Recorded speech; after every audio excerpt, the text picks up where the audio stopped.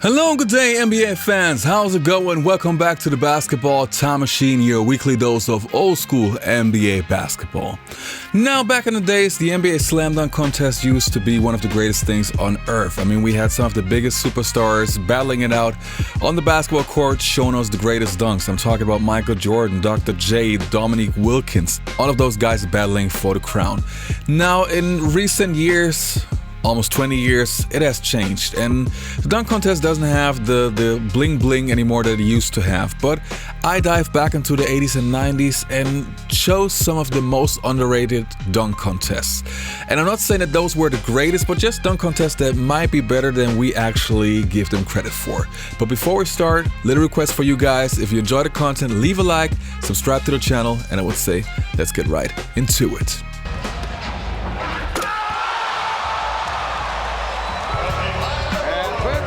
So the first one that I want to start with is the Slam Dunk Contest of 1989, where Kenny Walker won.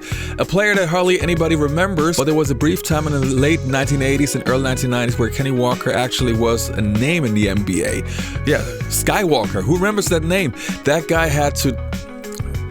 had a great jumping ability, especially from two legs, and also kind of sad story that involves the dunk contest, but enough said, let's have a look. New York Knicks, a power dunker, and among the new entrants, Kenny Walker could certainly put on a display today, and he's really performing with somewhat of a handicap. His father passed away recently. He had to leave a Knicks game to attend to that personal tragic business, but he is back here competing today. That's power. That is power, and a lot of times fans cannot appreciate the power and authority. And again, he would have needed a little bit more exaggeration to bring the ooze and awe. A 42.5 for Kenny Walker, second dunk of the day.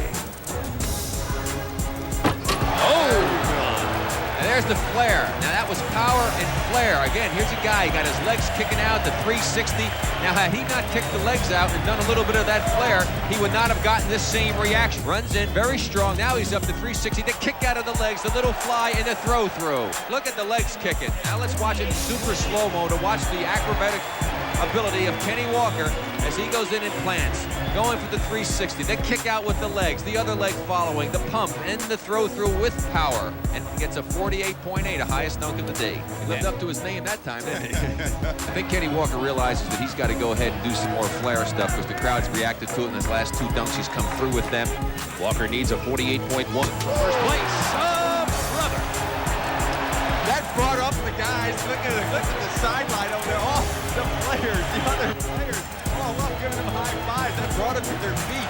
Could we have our first 50? But he has had the highest scores tonight, and it's the power and the drama. Look at the pirouette and then pop and throw.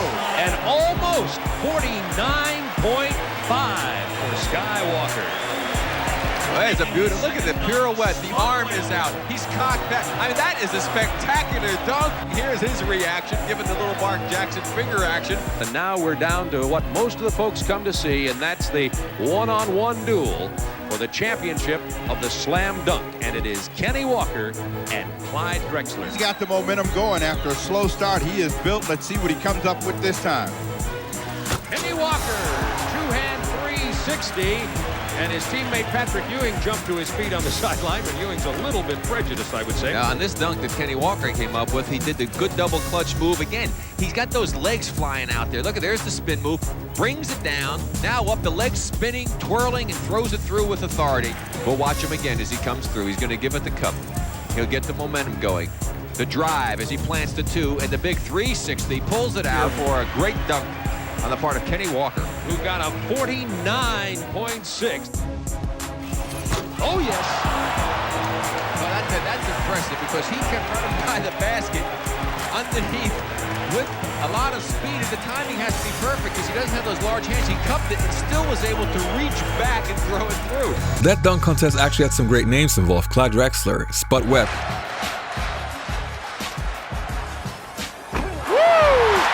That's Spud Webb comes through in the clutch. So much excitement around the NBA. It's really terrific to see. But not only Clyde Drexler and Spud Webb, but also Ron Harper, who was a star in the late 80s and early 90s before he had the knee injuries. He was actually averaging around like 22 points, 6 rebounds, 5 assists or something like that.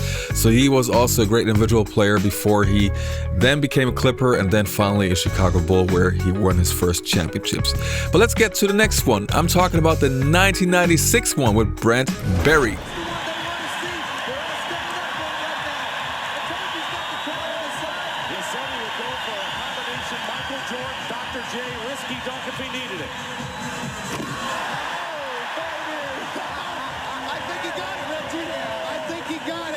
Back here with more of open court. That was San Antonio, I believe. Yes, right? The site of that slam dunk contest. And I remember working with Reggie Theus that night, and Reggie said on the air, "I do not believe what I've seen. A white guy just won the slam dunk contest." And we have, you've heard this whole white men can't jump thing. So did you destroy the myth with that performance in San Antonio?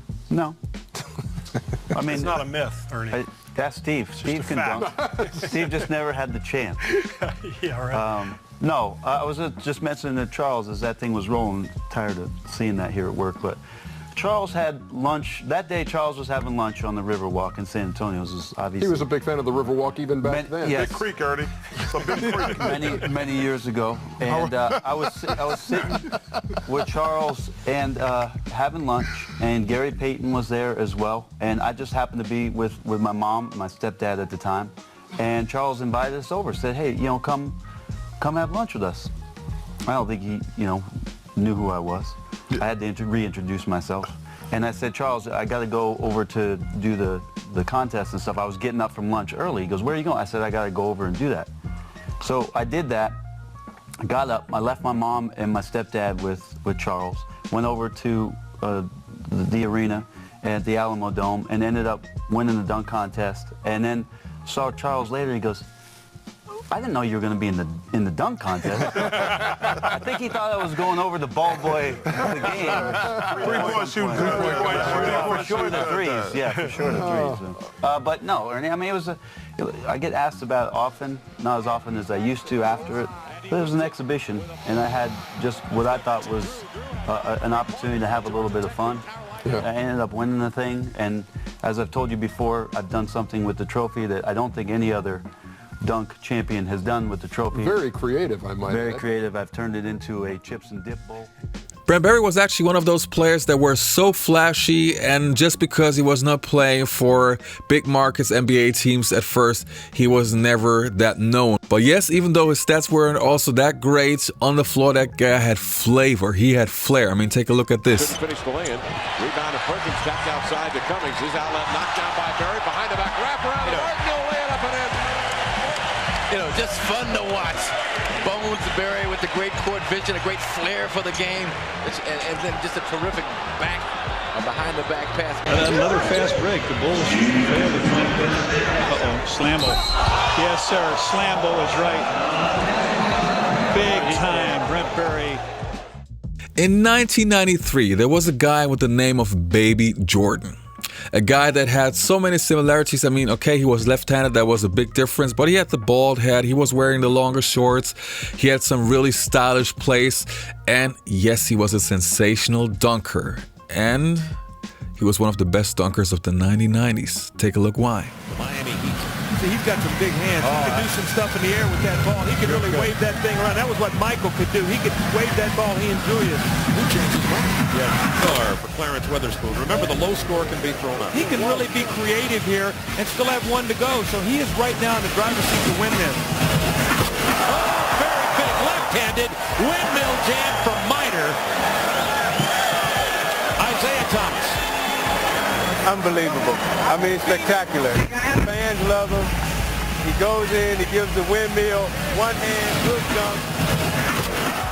You know, back in 1994, there was actually a dunk contest that I wanted to put in this list, and I had to remove it. Why? Because I only remembered the guy who won that he had some sensational dunks, but the rest was pretty average, and some dunks you probably shouldn't show at a dunk contest. But Isaiah J.R. Ryder, that guy had the... Alright you guys, that was it. I hope you enjoyed this video. Don't forget to leave a like, subscribe to the channel, and hopefully you'll see you next time on the Basketball Time Machine.